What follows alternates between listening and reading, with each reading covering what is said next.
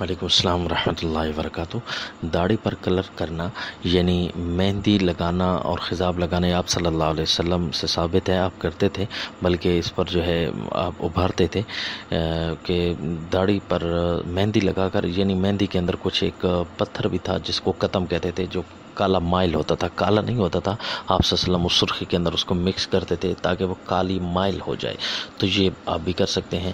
بہرحال بعض علماء کی رائے یہ ہے کہ کالا خضاب لگا سکتے ہیں، بعض کی رائے یہ ہے کہ کالا نہیں لگا سکتے، لہذا اس اختلاف سے بچنے کے لیے بہتر یہ ہے کہ سرخی ہو اور سرخی کے اندر کالا مائل کوئی چیز شامل کر دی جائے تو یہ جائز ہے۔ اور یہ جو کلرز وغیرہ ہیں تو اگر تو ان کی تہ نہیں جم جاتی، جس طرح کے نیل پالش وغیرہ کی تہ جم جاتی ہے، اگر اس کی تہ نہیں جم جاتی اور ایسے نمبرز ہیں کہ جس سے جو ہے وہ سرخی ہوتی ہے اور لیکن سیاہی میل ہوتی ہے، تو ایسے کلرز کا استعمال آپ کے لیے جائز ہے۔ بہرحال دیکھیں کہ طبیعت کے لیے بھی وہ طبیعت کے اصولوں کے بھی مطابق ہو، اگر وہ تکلیف دیتا ہو تو پھر اس کے استعمال کو خواہ لے کر آپ کیوں تکلیف میں ڈالتے ہیں اپنے آپ کو۔ اس کے لیے مہندی بہتر ہے اور اس کے اندر جو ہے کالا رنگ کوئی ایسا مکس کر دیا جائے جو کہ ماہرین سے پوچھ کر، تاکہ جو ہے وہ سرخی سیاہی میل ہو جائے۔ السلام۔